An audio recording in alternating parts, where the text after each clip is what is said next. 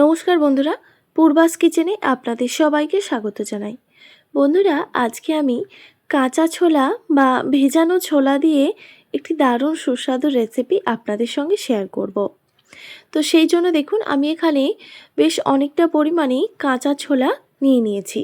এই ছোলাগুলোকে আমি একদিন ভিজিয়ে রেখেছিলাম, তারপর জল ঝরিয়ে আরও একদিন আমি রেখে দিয়েছিলাম এই রকম অঙ্কুর হওয়ার জন্য।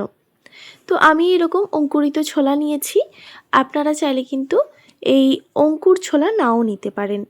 এবার ছোলাগুলোকে দেখুন আমি পরিষ্কার করে ধুয়ে তারপর একটা প্রেসার কুকারের সাহায্যেই ছোলাগুলোকে সেদ্ধ করে নেব। সেই জন্য দেখুন প্রেসার কুকারে নিয়ে নিয়েছি এবার পরিমাণ মতো জল, এক টুকরো দারচিনি, দুটো ছোটো এলাচ আর দুটো লবঙ্গ নিয়েছি। এবার এখানে আমি পরিমাণ মতো নুন দিয়ে এটাকে 6 থেকে 7টা সিটি দিয়ে দেব, গ্যাসের ফ্লেমটা হাই রেখে।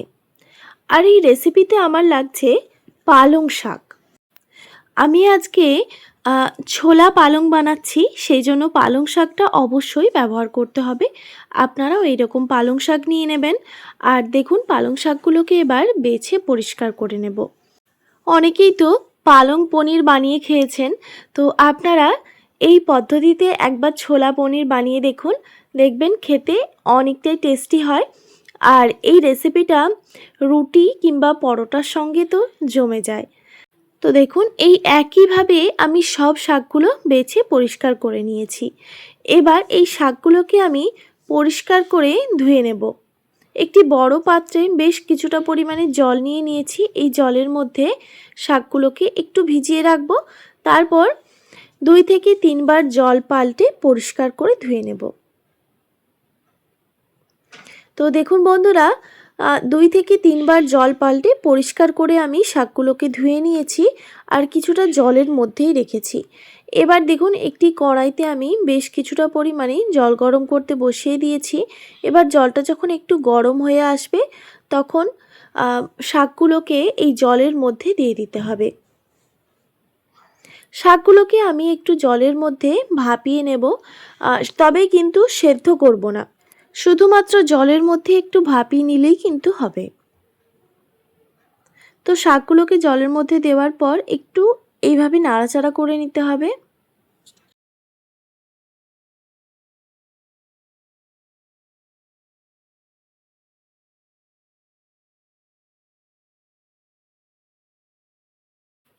তো দেখুন বন্ধুরা, শাকগুলো কিন্তু ভাপানো হয়ে গেছে। এবার আমি গ্যাসের ফ্লেমটা অফ করে দিচ্ছি। এবার শাকগুলোকে তুলে নিয়ে তারপর একটা নর্মাল জল রেখেছি একটি পাত্রে, সেই জলের মধ্যে দিয়ে দিলাম। এতে কি হয়, শাকগুলোর কালার কিন্তু সুন্দর থাকে, কালারগুলো নষ্ট হয়ে যায় না। তো এরকম ঠান্ডা জলে বেশ কিছুক্ষণ রেখে দেওয়ার পর এবার শাকগুলোকে আমি বেটে নেব। সেই জন্য একটা মিক্সিং জার নিয়েছি, এই জারের মধ্যে আমি শাকগুলোকে দিয়ে দিচ্ছি।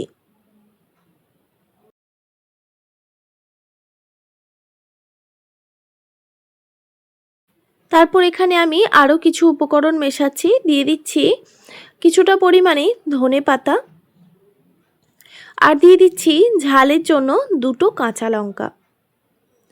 এবার সামান্য পরিমাণে জল দিয়ে এর একটা ফাইন পেস্ট করে নিতে হবে। তো দেখুন বন্ধুরা, এইগুলোকে আমি সব বেটে নিয়েছি, একদম মিহিভাবে কিন্তু বেটে নিতে হবে। তো আপনাদের আমি দেখিয়ে দিচ্ছি ঠিক কিভাবে বেটে নিতে হবে। সামান্য পরিমাণে জল দিয়ে এইভাবেই কিন্তু বেটে নিতে হবে। এবার এটাকে আমি সাইডে সরিয়ে রেখে দিচ্ছি পরে ব্যবহারের জন্য। আর এইদিকে দেখুন ছোলাগুলো কিন্তু সেদ্ধ হয়ে গেছে। আপনাদের দেখিয়ে দিচ্ছি ঠিক কতটা সেদ্ধ করে নিতে হবে। তো দেখতেই পাচ্ছেন বন্ধুরা, ছোলাগুলো কিন্তু এইভাবেই সেদ্ধ করে নিতে হবে। এবার ছোলাগুলোকে আমি একটি ছাঁকনিতে ছেঁকে নিয়েছি। আর যে জলটা রয়েছে ছোলার জলটা, সেটা কিন্তু আমি ফেলে দেব না, এই রান্নাতেই ব্যবহার করে নেব। এবার এই কড়াইতে একটি কড়াইতে দিয়ে দিলাম বেশ কিছুটা পরিমাণে সর্ষের তেল। আমি সাধারণত সর্ষের তেলেই রান্না করি, আপনারা চাইলে কিন্তু আপনাদের পছন্দ মতো তেলে রান্নাটা করে নিতে পারেন। এবার তেলটা গরম হয়ে গেলে দিয়ে দিলাম গোটা গরম মশলা, একটা তেজপাতা, এক টুকরো দারচিনি, 2টো ছোটো এলাচ আর 2টো লবঙ্গ। এবার গোটা গরম মশলা থেকে সুন্দর ফ্লেভার ছেড়ে দিলেই দিয়ে দিচ্ছি পেঁয়াজ কুচি।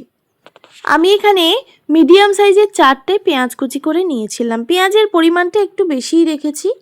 এবার গ্যাসের ফ্লেমটা মিডিয়াম টু হাই রেখে পেঁয়াজগুলোকে বেশ লাল লাল করে ভেজে নিতে হবে। তো দেখুন বন্ধুরা, পেঁয়াজগুলো কিন্তু ভাজা হয়ে গেছে। এই সময় আমি দিয়ে দিচ্ছি থেতো করে রাখা রসুন। রসুনগুলো দেওয়ার পর পেঁয়াজ আর রসুন একসঙ্গে ভেজে নিতে হবে।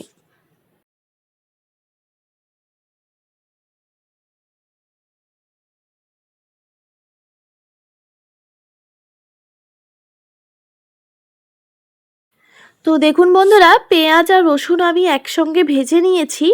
এবার এখানে দিয়ে দিচ্ছি পালং শাকের সেই পেস্টটা, যেটা আমরা আগে থেকেই রেডি করে রেখেছিলাম। পালং শাক, ধনেপাতা আর কাঁচা লঙ্কা। এবার মিক্সির মগ ধোয়া সামান্য পরিমাণে জলও দিয়ে দিলাম। এবার গ্যাসের ফ্লেমটা হাই রেখে এটাকে খুব ভালোভাবে কষিয়ে নিতে হবে।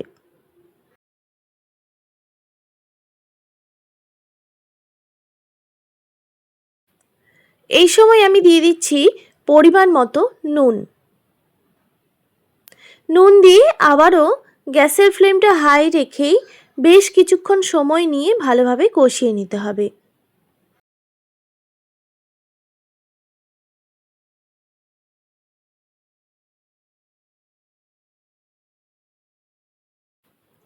বেশ কিছুক্ষণ সময় নিয়ে আমি এই মশলাটাকে ভালোভাবে কষিয়ে নিয়েছি। মশলার থেকে কিন্তু কাঁচা গন্ধটা চলে গেছে। এবার এই সময় আমি আরও কিছু গুঁড়ো মশলা অ্যাড করব। দিয়ে দিচ্ছি 1 টিস্পুন পরিমাণে হলুদের গুঁড়ো, 1 টিস্পুন পরিমাণে দিয়ে দিচ্ছি শুকনো লঙ্কার গুঁড়ো, এরপর দিয়ে দিলাম জিরে গুঁড়ো আর ধনে গুঁড়ো। এবার এই মশলাগুলোকে আবারও কিছুক্ষণ সময় নিয়ে কষিয়ে নিতে হবে। এই সময় আমি গ্যাসের ফ্লেমটা মিডিয়ামে রেখেছি। মশলাগুলো যখন সুন্দরভাবে কষানো হয়ে যাবে, তখন এখানে দেখুন আমি এখানে বেশ কিছুটা পরিমাণে টক দই আগে থেকে ভালোভাবে ফেটিয়ে রেখেছিলাম, সেটা এবার এখানে দিয়ে দিলাম। আর টক দইটা মেশানোর সময় অবশ্যই গ্যাসের ফ্লেমটা একদম লোতে রাখতে হবে, না হলে কিন্তু দইটা ফেটে যেতে পারে।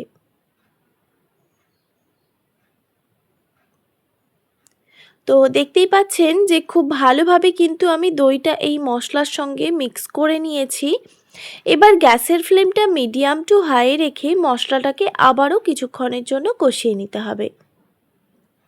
আর এই সময় আমি দিয়ে দিচ্ছি দইয়ের টক ভাবটাকে ব্যালেন্স করার জন্য 1 টেবিল চামচ পরিমাণে চিনি। তবে চিনিটা অপশনাল, আপনারা চাইলে দেবেন, না চাইলে স্কিপও করতে পারেন, কিংবা চিনির পরিবর্তে আপনারা গুঁড়ো ব্যবহার করতে পারেন।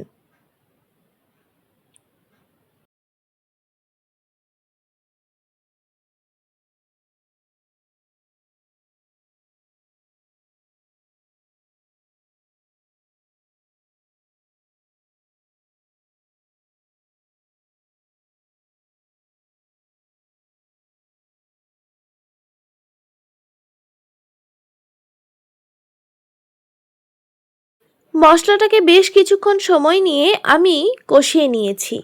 এবার এই সময় আমি দিয়ে দিচ্ছি সেদ্ধ করে রাখা ছোলা।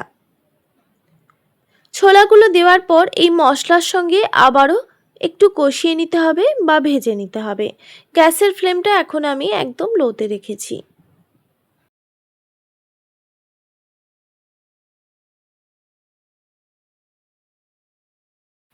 ছোলাগুলোকে আমি মশলার সঙ্গে প্রায় 1 থেকে 2 মিনিট মতো কষিয়ে নিয়েছি। তারপর দেখুন এখানে যে আমি ছোলার জলটা রেখেছিলাম সেটা পুরোটাই এখানে ব্যবহার করলাম। এবার আরও কিছুটা পরিমাণে জল ব্যবহার করলাম। এবার দেখুন খুব ভালোভাবে এই জলের সঙ্গে মিক্স করে নিতে হবে। বন্ধুরা, আপনারা কিন্তু আপনাদের আন্দাজ মতো জলটা ব্যবহার করবেন। জলটা দেওয়ার পর দেখুন আবারও ভালোভাবে নাড়াচাড়া করে নিয়ে এবার গ্যাসের ফ্লেমটা হাই রেখে একটি ঢাকনা দিয়ে ঢেকে রেখে দিতে হবে প্রায় 5 থেকে 7 মিনিট মতো।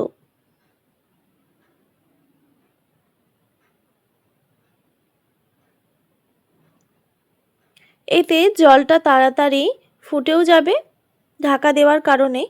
তো দেখুন বন্ধুরা, 5 মিনিট পর আমি ঢাকাটা সরিয়ে নিলাম। তো জলটা ফুটে এসেছে, তো আবারও আমি ভালোভাবে নাড়াচাড়া করে দিয়ে এবার গ্যাসের ফ্লেমটা একদম লোতে রেখে একটি ঢাকনা দিয়ে ঢেকে রেখে দেব আরও 5 মিনিট মতো।